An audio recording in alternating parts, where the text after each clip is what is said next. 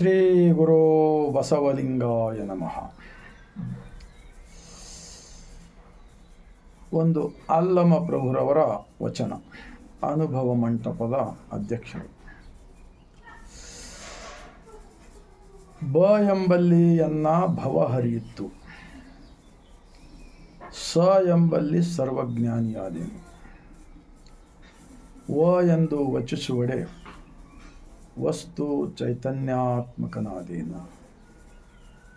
ಇಂತಿ ಬಸವಾಕ್ಷರ ತ್ರಯಗಳು ಎನ್ನ ಸರ್ವಾಂಗದಲ್ಲಿ ತೊಳಗಿ ಬೆಳಗುವ ಭೇದವನರಿತು, ನಾನು ನೀನು ಬಸವ ಬಸವ ಎನ್ನುತ್ತಿದ್ದೆನೆಯ ಗುಹೇಶ್ವರ. 893 ವರ್ಷಗಳ ಹಿಂದೆ ಅನುಭವ ಮಂಟಪದಲ್ಲಿ ಮಹಾತ್ಮ ಬಸವಣ್ಣನವರನ್ನು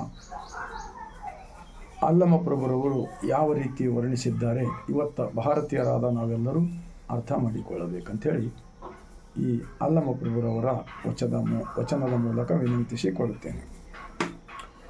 ಈ ಬಸವ ಎಂಬ 3 ಅಕ್ಷರಗಳು ಇಡೀ ಬ್ರಹ್ಮಾಂಡ, ಈ ಬ್ರಹ್ಮಾಂಡದ ಒಡೆಯನನ್ನು ಅರಿತುಕೊಂಡು ಅಂತರಂಗದಲ್ಲಿ ಆಚರಿಸಿ ತೋರಿಸಿರುವುದರಿಂದ ಅವತ್ತ 770 ಜನ ಅಮರಗಣಗಳು, ಲಕ್ಷದ ಮೇಲೆ 96,000 ಶರಣರು ನಿರ್ಮಾಣವಾದರು ಏಕಕಾಲಕ್ಕೆ. ಇಂಥ ಒಂದು ಮಹಾನ್ ತತ್ವ ಲಿಂಗ ಆಯತ ಧರ್ಮಕ್ಕೆ ನಾವೆಲ್ಲರೂ ಒಂದು ವೇಳೆ ಹೃದಯದಿಂದ ಬೆಂಬಲಿಸಿದೆ ಆದರೆ ನಿಜಕ್ಕೂ ಕೆಲವೇ ವರ್ಷಗಳಲ್ಲಿ ಇಡೀ ಭಾರತ ದೇಶದಲ್ಲಿ ಇಡೀ ಜಗತ್ತಿಗೆ ಹಿಂಸೆಯನ್ನು ನಿಲ್ಲಿಸಬಹುದು, ಭ್ರಷ್ಟಾಚಾರವನ್ನು ತಡೆಗಟ್ಟಬಹುದು, ಜಾತಿರಹಿತ ಸಮಾಜವನ್ನು ಕಟ್ಟಬಹುದು, ಸರ್ವರಲ್ಲಿ ದೇವರನ್ನು ಕಾಣಬಹುದು. ಇಂತಹ ಒಂದು ಮಹಾನ್ ತತ್ವ 893 ವರ್ಷ ಕಳೆದು ಹೋದ ನಂತರ ಇಲ್ಲಿವರೆಗೆ ಯಾರೂ ಕೂಡ ಬಸವಣ್ಣನವರ ಬಗ್ಗೆ ಸರಿಯಾಗಿ ತಿಳಿಸುವ ಪ್ರಯತ್ನ ಮಾಡಿಲ್ಲ. ಕೋಟಿಗಟ್ಟಲೆ ಜನರು ಜ್ಞಾನವನ್ನು ನೀಡ್ತಕ್ಕಂಥವ್ರು ಇದ್ದರೂ ಕೂಡ ಇವತ್ತ ಮೂಢರೂಢಿಗಳು, ಅಂಧ ಕುರುಡ ಆಚರಣೆಗಳು ಇವೆಲ್ಲವೂ ಕೂಡ ಇಷ್ಟೊಂದು ಯಾಕೆ ಆದವು? ಇದೆಲ್ಲ ನಮ್ಮ ಮನಸ್ಸಿಗೆ ನಾವೇ ಪ್ರಶ್ನೆ ಹಾಕಿಕೊಳ್ಳಬೇಕು. ಆದರೆ ಬಸವಣ್ಣ ಬೇಕಾಗಿದೆ, ಎಲ್ಲರಿಗೂ ಬೇಕು ಅಂತ ಹೇಳ್ತಾ ಇದ್ದಾರೆ. ಆದರೆ ಅವರ ವಚನಗಳು ಬೇಡ ಎನ್ನುವ ರೀತಿಯಲ್ಲಿ ಇವತ್ತು ನಡೀತಕ್ಕಂಥದ್ದು ನಾವು ನೋಡ್ತಾ ಇದ್ದೀವಿ ಮಾಧ್ಯಮಗಳಲ್ಲಿ. ಆದರೆ ಮನಸ್ಸಿಗೆ ಒಂದಿಲ್ಲ ಒಂದು ರೀತಿ ಅವಲೋಕನ ಬರ್ತಾ ಇದೆ. ಶಾಲೆ ಕಟ್ಟಡ ಬೇಕು, ಆದರೆ ಶಾಲೆಯಲ್ಲಿ ಪಾಠ ಹೇಳ್ತಕ್ಕಂಥ ಮಾಸ್ಟರ್ ಬೇಡ. ಕೋರ್ಟ್ಗಳು ಬೇಕು, ಆದರೆ ನ್ಯಾಯ ನೀಡ್ತಕ್ಕಂಥವ್ರು ನ್ಯಾಯಾಧೀಶರು ಬೇಡ.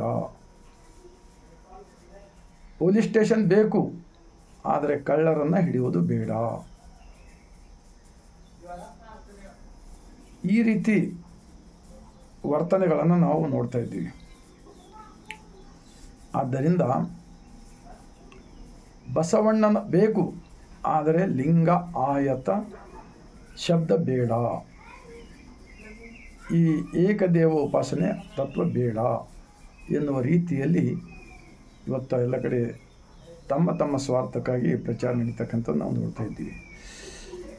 ಈ ಮುಂದಿನ ಪೀಳಿಗೆ ನಿಜಕ್ಕೂ ಇದೇ ರೀತಿ ಮುಂದುವರೆದರೆ ಈ ಭಾರತ ದೇಶದಲ್ಲಿ ಇನ್ನೂ ಹೆಚ್ಚು ಅನ್ಯಾಯ, ಅನೀತಿ, ಅಧರ್ಮ, ಅನಾಚಾರ, ಅತ್ಯಾಚಾರ, ಕೊಲೆ, ಸುಲಿಗೆ, ಮೋಸ, ವಂಚನೆಗಳು ತುಂಬಿ ತುಳುಕಲಿದೆ. ಇದನ್ನು ಇವತ್ತೇ ಬರೆದಿಟ್ಕೊಳ್ಳಿ. ಆ ತತ್ವ ಹೇಗಿದೆ ಅಂದರೆ ಅಲ್ಲಮ ಪ್ರಭುರವರು ಹೇಳಿದಂತೆ ಬಸವ ಎಂಬ 3 ಅಕ್ಷರ ನಾವೆಲ್ಲರೂ ಅಂತರಂಗದಲ್ಲಿ ಮನಃಶುದ್ಧಿಯನ್ನಾಗಿಟ್ಟುಕೊಂಡು ಜಪಿಸಿ ಅವರ ಆಚರಣೆಗಳನ್ನು, ಅವರ ವಚನಗಳ ಚಿಂತನೆಗಳನ್ನು ಮಾಡಿದೆ ಆದರೆ ನಮ್ಮ ಶರೀರವೇ ದೇವಸ್ಥಾನವಾಗುತ್ತದೆ. ಆದರೆ ಈ ರೀತಿ ಮಾಡುವುದನ್ನು ಬಿಟ್ಟು ಬೇರೆ ಏನೇನೋ ನಡೀತಕ್ಕಂಥದ್ದು ನೋಡಿ ನಾನು ಪದೇ ವಿಡಿಯೋಗಳನ್ನು ಮಾಡ್ತಾ ಇರ್ತೀನಿ.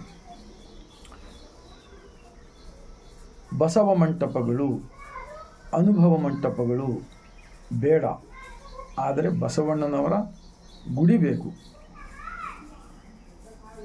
ಎನ್ನುವ ರೀತಿಯಲ್ಲಿ ಮಾಡ್ತಾ ಇದ್ದಾರಲ್ಲ, ಈ ರೀತಿ ಮಾಡುವುದರಿಂದ ಯಾರೂ ಕೂಡ ಅಂತರಂಗದ ಮನವನ್ನು ಶುದ್ಧಿ ಮಾಡಿಕೊಳ್ಳುವುದಿಲ್ಲ.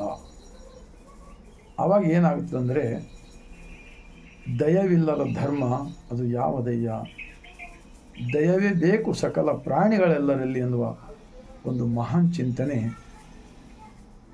ಹಾಳಾಗಿ ಹೋದರೆ ನಿಜಕ್ಕೂ ನಮ್ಮ ದೇಶದಲ್ಲಿ ಬದುಕ್ತಾ ಇದ್ದೀವಿ, ಎಲ್ಲರೂ ಬದುಕ್ತಾ ಇದ್ದಾರೆ, ಆದರೆ ಹೃದಯವಂತಿಕೆಯಿಂದ ಬದುಕುವುದನ್ನು ಬಿಟ್ಟು ಸ್ವಾರ್ಥಕ್ಕಾಗಿ ಮಾಡ್ತಕ್ಕಂಥ ನೋಡ್ತಾ ಇದ್ದೀವಿ.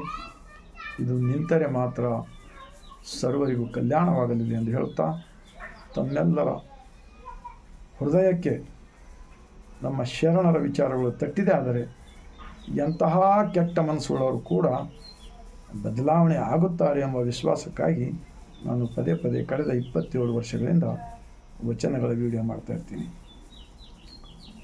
ಪ್ರಚಾರ ಮಾಡ್ತಾ ಇರ್ತೀವಿ. ಬಸವ ಕಲ್ಯಾಣದಲ್ಲಿ ಕೂಡ 400 ಮನೆಗಳಲ್ಲಿ ಬಸವ ಜ್ಯೋತಿ ಕಾರ್ಯಕ್ರಮಗಳನ್ನು ಮಾಡಿದ್ದೀವಿ. ಯಾಕೆಂದರೆ ಇದು ಬಹಳ ಸರಳವಾದ ಜೀವನ, ಎಲ್ಲರಿಗೂ ಬೇಕಾಗಿರ್ತಕ್ಕಂಥ ಜೀವನ ಎಂದು ಹೇಳುತ್ತಾ ತಮ್ಮೆಲ್ಲರ ಹೃದಯಕ್ಕೆ ತಟ್ಟಿದೆ. ಆದರೆ 150 ಕೋಟಿ ಭಾರತೀಯರಿಗೆ ಈ ವಿಡಿಯೋ ತಲುಪಿಸುವ ಕಾರ್ಯ ಆಗಲಿ ಎಂದು ವಿನಂತಿಸಿಕೊಳ್ತಾ, ಮತ್ತೊಮ್ಮೆ ಬಸವ ಕಲ್ಯಾಣದ ಭೂಮಿಯಿಂದ 150 ಕೋಟಿ ಭಾರತೀಯರಿಗೆ ಬಾಗಿದ ತಲೆ, ಮುಗಿದ ಕೈಲಿಂದ ಶರಣು.